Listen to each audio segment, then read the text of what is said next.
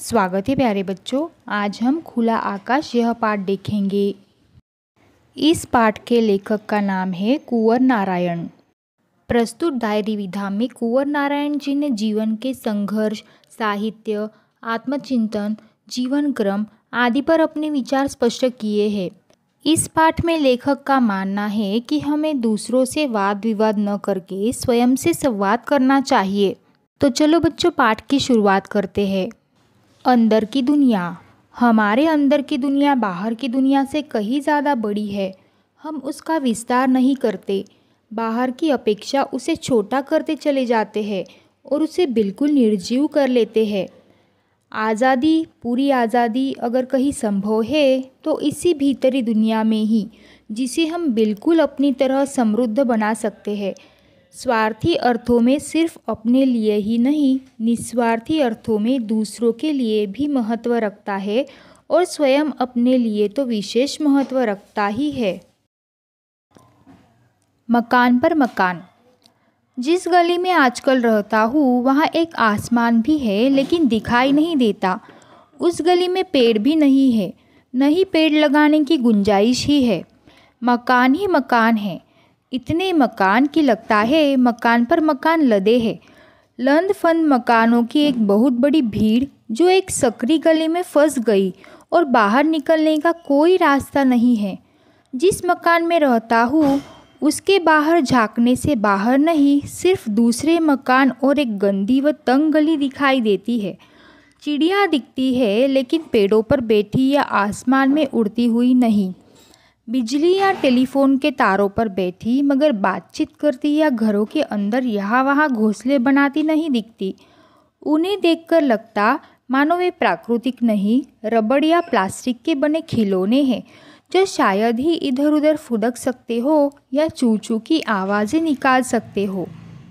मैं ऐसी सकरी और तंग गली में मकानों की एक बहुत बड़ी भीड़ से, बिजली या टेलीफोन के तारों से उलझे आसमान से एवं हरियाली के अभाव से जूझते अपने मोहल्ले से बाहर निकलने की भारी कोशिश में हूँ। सही साहित्य।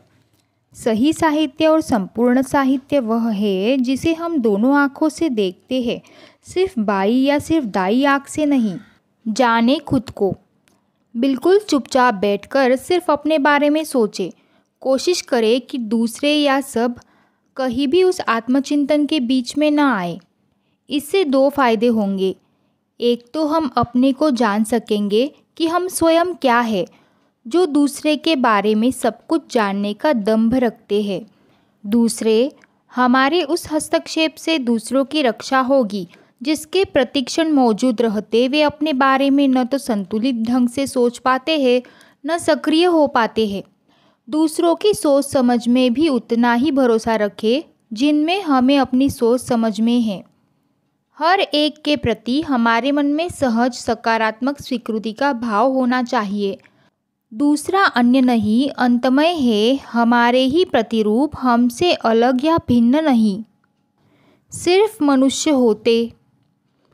कुछ लोग सोचते होंगे कि आखिर यह क्यों होता है, कैसे होता है कि आदमियों में ही कुछ आदमी बाघ, भेड़िए, लकड़बग्घे, सांप, तेंदुए, बिच्छू, गोजर वगैरह की तरह होते हैं और कुछ आदमी गाय, बकरी, भेड़, तितली वगैरह की तरह। ऐसा क्यों नहीं होता कि जिस तरह सारे बाघ केवल बाघ होते हैं और कुछ नहीं, या जैसे सारी गाय केवल गाय होती है और कुछ नहीं, उसी तरह सारे मनुष्य केवल मनुष्य होते हैं और कुछ नहीं। लुका छिपा कर जीना। मुझे जीवन को सहज और खुले ढंग से जीना पसंद है। चीज़ों को लुका छिपा कर, बातों और व्यवहार को रचा बसा कर जीना सख्त नापसंद है।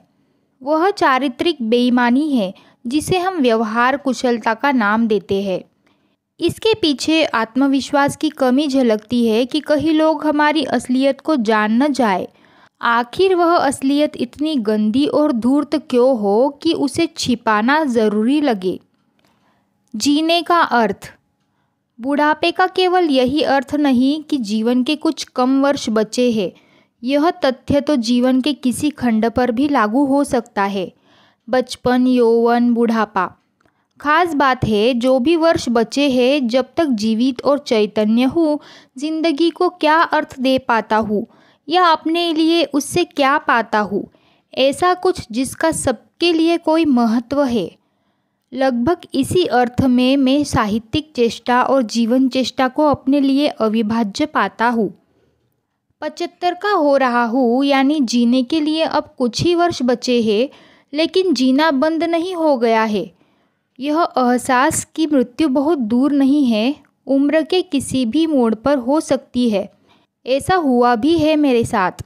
तब हो या अब, यह सवाल अपनी जगह बना रहता है कि जीवन को किस तरह जिया जाए, सार्थकता से अपने लिए या दूसरों के लिए। दिल्ली में रहना। दिल्ली शहर में घर ढूंढ रहा हूँ। शहर जैसे एक बहुत बड़ी बस, सवारियों से लंद-फंद, हर वक्त चलायमान। दिल्ली में रहने का मतलब कहीं पायदान बराबर 2 कमरों में 2 पाँव टिकाकर किसी तरह लटक जाओ और लटके रहो उम्र भर। जिंदगी का मतलब बस इतना ही कि जब तक बन पड़े लटके रहो, फिर धीरे धीरे कहीं भीड़ भाड़ में गिर जाओ। बहाने निकालना। जो हम शौक से करना चाहते हैं, उसके लिए रास्ते निकाल लेते हैं। जो नहीं करना चाहते, उसके लिए बहाने निकाल लेते हैं। अपने से बहस। बहस दूसरों से नहीं, अपने से करनी चाहिए। उससे सच्चाई हाथ लगती है। दूसरों को सिर्फ सुनना चाहिए। दूसरों से बहस से केवल झगड़ा हाथ लगता है। चीज़ों की गुलामी। कुछ दिनों पहले एक कंप्यूटर ने मुझे 40,000 रुपयों में ख़रीदा है। आजकल उसकी गुलामी में हूँ। उसके नखरों को सिर झुकाकर झेलने में ही अपना कल्याण देख रहा हूँ। उसका वादा है कि एक दिन वह मुझे लिखने पढ़ने की पूरी आज़ादी देगा। फिलहाल उसकी एकनिष्ठ सेवा में ही मेरा उज्जवल भविष्य है। इसके पहले एक मोटर मुझे भारी दामों में खरीद चुकी है, उसकी सेवा में भी हूँ। दरअसल चीज़ों का एक पूरा परिवार है जिसकी सेवा में हूँ। आदमी का स्वभाव नहीं बदलता या बहुत कम बदलता है। गुलामी करवाना उसके स्वभाव में है, सिर्फ तरीके बदले हैं, गुलामी की प्रवृत्ति नहीं। हजारों साल पहले एक आदमी मालिक होता था और उसके दर्जनों गुलाम होते थे। अब हर चीज़ के दर्जनों गुलाम होते हैं। अब बच्चों, इस पाठ से जुड़े कुछ महत्वपूर्ण शब्दार्थ देख लेते हैं।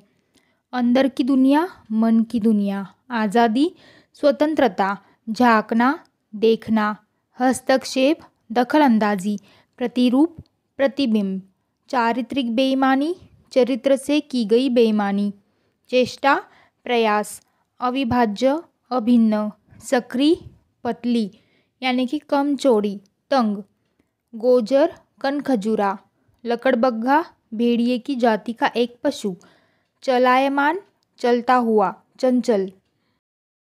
तो बच्चों, यह पाठ यही समाप्त होता है।